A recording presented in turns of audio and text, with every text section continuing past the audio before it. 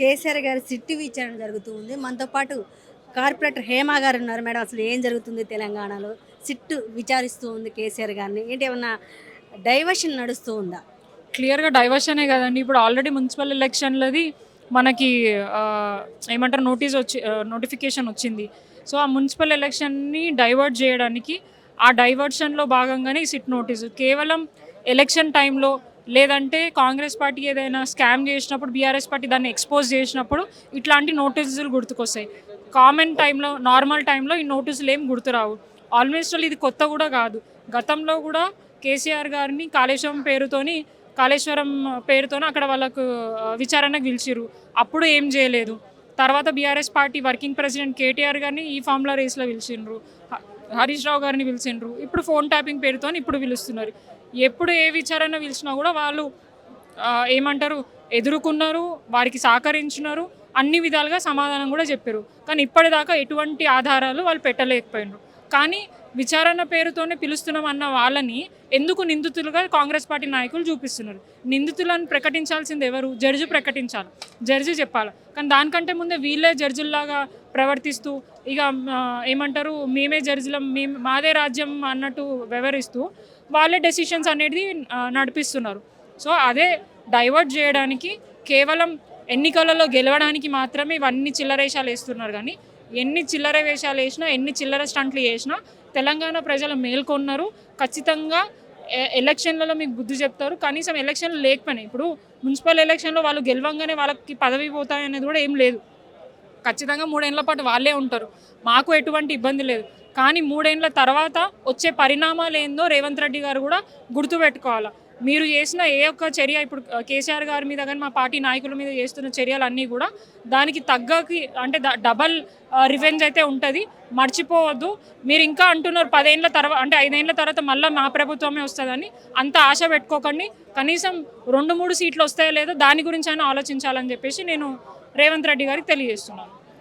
కేసీఆర్ గారి ప్రభుత్వంలో రేవంత్ రెడ్డిని అరెస్ట్ చేయడం జరిగింది. ఏమన్నా కక్ష ఏమన్నా నడుస్తుంది అనుకుంటారా ఇప్పుడు? అంతే కదా! ఇప్పుడు గతంలో వారు చేసిన తప్పుకి వాళ్ళు శిక్ష అనుభవించిండ్రు. అది మా ప్రభుత్వంలో ఉన్నప్పుడు జరిగింది. ఎందుకంటే ఒక ఎమ్మెల్సీని డే లైట్‌లో కొనే ప్రయత్నం చేసిర్రు. అది ఒక కెమెరాలో ఆయన చిక్కి దానికి భాగంగా వాళ్ళు అరెస్ట్ అవ్వడం జరిగింది. కానీ ఏదో అంటే తెలంగాణ గురించి పోరాడి అరెస్ట్ అవ్వలేదు. ఒక దొంగ డే లైట్లో తెలంగాణ లో ఉన్న ఎమ్మెల్సీని కొనే ప్రయత్నం చేసిండ్రు కాబట్టి దాన్ని ప్రతిచర్యగా నన్ను అరెస్ట్ చేసిండ్రు. నేను దాన్ని రివెంజ్ తీసుకోవాలా. ఖచ్చితంగా కేసీఆర్ గారిని జైలుకి పంపించాలా, కేటీఆర్ గారిని జైలుకి పంపించాలన్న అక్కసుతోటే ఇవన్నీ చర్యలకు పాల్పడుతున్నారు తప్ప ఎక్కడ కూడా ఏమంటారు నిజాలు లేవనేది అందరికీ తెలిసిన విషయమే. కేసీఆర్ గారు క్లియర్గా చెప్పినారు, ఫోన్ ట్యాపింగ్ ప్రభుత్వంకి సంబంధించిన అంశం కాదు. ఆయన ఏ ప్రభుత్వాలు వచ్చినా కూడా రాష్ట్ర భద్రత గురించి ఒక వ్యవస్థ అనేది పనిచేస్తుంది.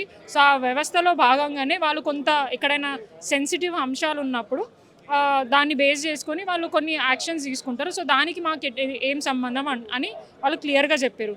అట్లా అంటే ఇప్పుడున్న డీజీపీ గారు కూడా గతంలో ఇంటెలిజెన్స్ వ్యవస్థలో పనిచేశారు. ఇన్వెస్టిగేషన్ చేయాలంటే ఫస్ట్ ఆయనను కూడా చేయాలా.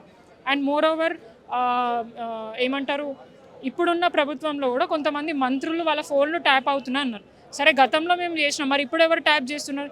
దానికి కూడా సమాధానం చెప్పాలి కదా. మరి దానికి కూడా సుమోటోగా అధికారులు ఏమంటారు కేసు ఫైల్ చేసి దాని మీద విచారణ చేయండి. బహిరంగంగా మీ పార్టీకి సంబంధించిన నాయకులు చెప్పడం జరుగుతుంది. దాని గురించి మళ్ళీ కాంగ్రెస్ పార్టీ నాయకుల గురించి వారు మాట్లాడితే వారి మీద ఉల్టా కేసులు ఈయననే వారికి సంబంధం ఉన్న కొన్ని ఏమంటారు ఛానల్స్లో వాళ్ళ మంత్రుల గురించి నెగిటివ్గా న్యూస్ స్ప్రెడ్ చేసి వాళ్ళ మీద ఒక రిమార్క్ వేసే ప్రయత్నం చేస్తున్నారు. ఎందుకంటే వాళ్ళందరూ ఒక్కటైతే ఈయన సీట్ ఎక్కడ పోతుందన్న భయంతో ఆయన ఇట్లాంటి చర్యలకు పాల్పడుతున్నారు. ఫస్ట్ ఆఫ్ ఆల్ వాళ్ళ మధ్యలోనే ఒక క్లారిటీ ఒక ఏమంటారు కోఆర్డినేషన్ లేదు. సో ఆ భయంతో ఈయన ఒంటరిగా ఇచ్చేస్తారు. ఇప్పుడు చూడండి రేవంత్ రెడ్డి గారు బీఆర్ఎస్లో నుంచి టీడీపీలోకి పోయి టీడీపీలో నుంచి కాంగ్రెస్లోకి వచ్చినారు. సో ఈయన కొత్తగా వచ్చిన వ్యక్తి. ఇప్పుడున్న మంత్రులందరూ కూడా ఎన్నో ఏండ్ల నుంచి కాంగ్రెస్లో ఉన్నారు. వాళ్ళని అందరినీ తొక్కుకుంటా ముఖ్యమంత్రి సీట్లో కూర్చున్నారు కాబట్టి వాళ్ళకు కూడా జెలసి ఉంటుంది. డెఫినెట్గా ఆయన దింపే ప్రయత్నం చేస్తున్నాడు. సో అక్కడ ఎక్కడ వీరిని అడ్డుకుంటాడని చెప్పేసి వీళ్ళ మంత్రుల మీద ఈయననే చిల్లరగా కొన్ని ప్రచారాలు చేయించి వాళ్ళ మీద ఇబ్బంది పెట్టే ప్రయత్నం చేస్తున్నాడు. సో ఇవన్నీ కూడా వాళ్ళు అందరూ అర్థం చేసుకున్నారు. వచ్చే ఎన్నికలలో రేవంత్ రెడ్డికి బుద్ధి చెప్పడానికి మాత్రం ప్రజలైతే సిద్ధంగా ఉన్నారు. కే ఈరోజు ఆ, కొంతమంది కాంగ్రెస్ నాయకులు కేసీఆర్ ఏమన్నా దేవుడా ఎందుకు బీఆర్ఎస్ వాళ్ళు ఇంత హడావుడి చేస్తున్నారు, 3,000 మంది ఎందుకు రావాలి బీఆర్ఎస్ కార్యకర్తలు హైదరాబాద్లో అంటున్నారు, ఏమంటారు మీరు? అట్లా అంటే సోనియా గాంధీ దేవత కాదు, రాహుల్ గాంధీ దేవత కాదు. ఈడీ నోటీస్ ఇచ్చినప్పుడు మళ్ళీ ఎందుకు మహేష్ కుమార్ గౌడ్ గారు రోడ్డు మీదకి వచ్చి ధర్నా చేసిండ్రు, ఎందుకు రేవంత్ రెడ్డి గారు ధర్నా చేసిండ్రు, ఎందుకు వారి పార్టీకి సంబంధించిన శ్రీనివాస్ గారు ధర్నా చేసిండ్రు? అంటే వాళ్ళ పార్టీ నాయకులకు ఒక న్యాయం, మా పార్టీ నాయకులకు ఒక న్యాయం. ఇప్పుడు నేషనల్ హెరాయిడ్ కేసులో వారి పార్టీకి సంబంధించిన సోనియా గాంధీ, రాహుల్ గాంధీకి సంబంధించి ఇన్వెస్టిగేషన్కి పిలిచినప్పుడు వాళ్ళు కూడా ధర్నా చేసిండ్రు. మరి అది అక్రమం అన్యాయం అయినప్పుడు ఇప్పుడు కూడా ఇది అక్రమం అన్యాయమే. దీంట్లో నిజంగా ఉందంటే అది కూడా నిజమే. ఇప్పుడు అది నిజమని వాళ్ళు ఒప్పుకుంటే ఇది కూడా నిజమని మేము ఒప్పుకుంటాం. అది నిజం కాదని వాళ్ళు ఒప్పుకుంటే ఇది కూడా నిజం కాదు. కేవలం రాజకీయ కక్ష సాధింపు చర్యలుగానే మేము భావిస్తున్నాం. డెఫినెట్గా ఏమంటే ఇప్పుడు వేరే పక్కన రాష్ట్రం ఏపీ రాష్ట్రాన్ని ఇన్స్పైర్గా తీసుకొని ఇక్కడ రాయలసీమ ఫ్యాక్షన్ని పెంచడానికి ప్రయత్నం చేస్తున్నట్టుగా అనిపిస్తుంది. 10 ఏళ్ల పాటు ఎప్పుడు కూడా కేసీఆర్ గారి నాయకత్వంలో ఇట్లాంటి ఏమంటారు వాతావరణం ఎప్పుడూ లేదు. పోలీసులు కూడా ఫ్రెండ్లీగా ఉండే, పోలీసులు కూడా ప్రజలకి అన్ని విధాలుగా సహకరించి చాలా ఇష్యూస్ సార్ట్అవుట్ చేయడం జరిగింది. కానీ ఇప్పుడు ఏం జరుగుతుంది, పోలీసులు కేవలం భవన్ చుట్టూ అంటే మాకు భద్రత కాదు, ఎక్కడ మేము పోయి ఏమైనా చేస్తామన్న భయంతో వాళ్ళు అక్కడ ఉన్నారు. మేము అట్లాంటి చర్యలు కాంగ్రెస్ పార్టీ నాయకుల్లాగా కాదు. మేము బీఆర్ఎస్ పార్టీ అంటే ఒక డిసిప్లిన్ ఉన్న పార్టీ. ఖచ్చితంగా కేసీఆర్ గారి నాయకత్వంలో పనిచేసిన వాళ్ళందరూ కూడా చాలా హుందాగా, చాలా డిగ్నిటీగా ప్రవర్తిస్తారు. అంటిల్ అన్లెస్ మా సెల్ఫ్ రెస్పెక్ట్కి ఇబ్బందికరమైన సిచ్యువేషన్స్ కాంగ్రెస్ పార్టీ తీసుకురానంత వరకు మేము కూడా చాలా డిగ్నిటీగా ఉంటాం. కానీ ఎప్పుడైతే మమ్మల్ని టచ్ చేసి మమ్మల్ని బాగా ఇబ్బంది పెట్టే ప్రయత్నం చేస్తారో అప్పుడు మేము ఇంకా ఎక్కువ రియాక్ట్ అయ్యే విధంగా కూడా ఉంటుంది. సో వాళ్ళు కూడా డిగ్నిటీగా బిహేవ్ చేస్తే మేము కూడా ఇప్పుడు ముఖ్యమంత్రికి మర్యాద ఇవ్వమని అంటున్నారండి. మేము డెఫినెట్గా ఇస్తాం, ఇవ్వాలనే మేము భావిస్తున్నాం. రేవంత్ రెడ్డికి ఇవ్వకపోయినా ఆ చైర్కి ఇవ్వాలని మేము అనుకుంటున్నాం. ఎందుకంటే ఆ చైర్లో చాలామంది గొప్ప నాయకులు కూర్చున్నారు. నీకంటే నువ్వు డబ్బులతో కొని తెచ్చుకున్నావేమో కానీ చాలామంది కష్టపడి ఆ స్టేజ్కి వచ్చి ఆ స్థాయిలో కూర్చున్న వాళ్ళు ఉన్నారు. కానీ నువ్వు ఆ చైర్కున్న వాల్యూని తీసే ప్రయత్నం చేస్తున్నావు.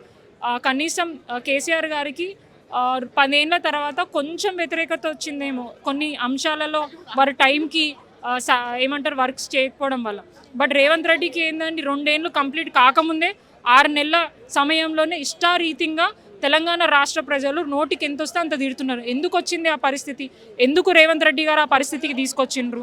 ఎప్పుడైనా మనం ఏదైనా ఎనలైజ్ చేసుకున్నప్పుడు తెలంగాణలో కానీ అంటే దేశంలో ద వరస్ట్ సీఎం ఎవరైనా ఉన్నారు అని ఏదైనా పేరు వచ్చిందంటే ఖచ్చితంగా ఫస్ట్ పేరు రేవంత్ రెడ్డి గారిదే ఉంటుంది. అంటే ఇది నేనేదో బీఆర్ఎస్ పార్టీలో ఉన్నా అని మాట్లాడుతున్న విషయం కాదు. యాజ్ అ సిటిజన్గా నేను చెప్తున్నా. డెఫినెట్గా ప్రజలకి మంచి చేసే విధంగా, ప్రజలని ఏమంటారు మెప్పించే విధంగా పనిచేస్తే ఖచ్చితంగా మీ గౌరవం నిలబడుతుంది, మీ గౌరవానికి ఎటువంటి ఇబ్బంది ఉండదు. కానీ ఇష్టారీతిగా నువ్వు ఆ చైర్లో కూర్చొని మనుషుల ప్రాణాల గురించి కోరుకుంటే చంపేయాలా, బొంద పెట్టాలా, పాతాలలో దొక్కాలా, పేగులు మెడలో వేసుకుంటా, నరుకుతా, తొక్కుతా, ఇవన్నీ మాటలు బంద్ చేసి హుందాగా ప్రవర్తిస్తే ఖచ్చితంగా నీ గౌరవం నిలబడుతుంది. కానీ అది మర్చిపోయి ఏదో అంటే నాకు తెలిసి నేను అనద్దు కానీ ఆ చిన్న చిన్న పనులు చేసుకున్న లేబర్ ఉంటారు కదా, వారికంటే ఘోరంగా మాట్లాడుతున్నారు. సో రేవంత్ రెడ్డి గారు కనీసం నీ గౌరవం పెరగాలంటే నీకు 3 ఏళ్ల సమయం ఉంది. 2 ఏళ్ల పాటు ఎట్లాగైతే ఇజ్జత్ తీసుకున్నావు, కనీసం 3 ఏళ్ల పాటు నీకు అవకాశం ఉంది కాబట్టి ఆ అవకాశాన్ని నిలబెట్టుకునే ప్రయత్నం చేయి. ప్రజలకు ఏదైనా మంచి చేయి. నువ్వు ఇస్తా అన్న హామీలు నెరవేర్చు. ఖచ్చితంగా నువ్వు అన్నావు కదా వచ్చేది మళ్ళీ మీ ప్రభుత్వమే అని. నువ్వు అంతదాకా పోకపోయినా కనీసం నీ కాంగ్రెస్ పార్టీ ఆనవాళ్ళు కనిపించే విధంగా అయినా 2, 3 సీట్లు వస్తాయి. సో దానికైనా పని చేయని చెప్పి మేము విజ్ఞప్తి చేస్తున్నాం. చాలామంది కాంగ్రెస్ నాయకులు కేసీఆర్ గారు అరెస్ట్ చేశారు అన్నారు. ఆ అవసరం వస్తుంది అంటారు? అరెస్ట్ చేయాలనుకుంటే ఎప్పుడో చేయొచ్చు. మీకు ఆల్రెడీ కాళేశ్వరంలో ఇంత అవినీతి జరిగింది, అంత అవినీతి జరిగిందని ఎంత మొత్తుకున్నారో, మరి ఆ మొత్తుకున్న వ్యక్తులకి ఎందుకు ఒక్క ఆధారం దొరకలేదు? మరి అప్పుడే దొరుకుంటే ఈ పార్టీకి అరెస్ట్ అయ్యేవారు కదా. మరి అట్లా అనుకుంటే ఫోన్ ట్యాపింగ్లో కొంతమంది అధికారులని మీరు విచారణ చేసిండ్రు. ఆ విచారణలో మీకు కొన్ని ఎవిడెన్సెస్ దొరుకుండొచ్చు. మరి అది పెట్టుకొని మీరు ఛార్జ్ షీట్ ఫైల్ చేసి కోర్టుకి సమర్పించవచ్చు కదా. మరి అదెందుకు చేయట్లేదు? మరి ఈ ఫామ్ల రేస్లో కూడా ప్రభుత్వం ఇట్లాంటి చర్యలు పాల్పడ్డాను అంటే కేవలం చెప్పడమే కానీ వాళ్ళకంత దమ్ము లేదు, అంత ధైర్యం లేదు. అండ్ చేయలేరు కూడా. ఎందుకంటే కేసీఆర్ గారిని టచ్ చేస్తే అగ్గి రాలుతుంది తెలంగాణలో డెఫినెట్గా. ఎందుకంటే వారు సాదాసీదా నాయకుడు కాడు. ఒక తెలంగాణ రాష్ట్రాన్ని తెచ్చారు. ఎవరితోని కాని సాధ్యం కానిది వారికి ఒక్కరికే సాధ్యపడింది. ఎందుకంటే గతంలో కూడా చాలా మంది తెలంగాణ రావాలని పోరాడిండ్రు, ఎన్నో ఉద్యమాలు చేశారు, కానీ ఎవరితో కాలే. కేవలం కేసీఆర్ గారి వారి మాటతోటి, వారి ఏమంటారు పనులతోటి ఆమరణ నిరాధరణ దీక్ష తీసుకొని కేసీఆర్ సచ్చుడో తెలంగాణ వచ్చుడో అనే నినాదంతో వారి చావును కూడా లెక్క చేయకుండా తెలంగాణ ప్రజల బాగు గురించి ఆలోచించి తెలంగాణను తీసుకొచ్చారు. వచ్చిన తర్వాత అధికారాన్ని అనుభవించాలని ఎప్పుడైనా కోరుకోలేదు. అప్పటి నుంచి 24 గంటల ఉన్న సమయంలో వాళ్ళు నిరంతరం తెలంగాణ ప్రజల గురించి ఆలోచిస్తున్నారు. వాళ్ళ అభివృద్ధి సంక్షేమం గురించి వాళ్ళు ఆలోచించి ఆల్మోస్ట్ తెలంగాణని నెంబర్ 1 రాష్ట్రంగా తీర్చిదిద్దడం జరిగింది. ఇప్పుడు 2 ఏళ్ల నుంచి ఏం జరుగుతుంది? తెలంగాణ పేరు కిందికి అయిపోయింది కంప్లీట్గా. అభివృద్ధి లేదు, సంక్షేమం లేదు, కనీసం ఏదైనా ఏమంటారు గతంలో చేసిన డెవలప్మెంట్ని కూడా మెయింటైన్ చేసి చేతగాక తెలంగాణ నాగమాగం చేస్తుండే. కాబట్టి ప్రజలు వారికి బుద్ధి చెప్పడానికి రెడీగా ఉన్నారని నేను భావిస్తున్నాను.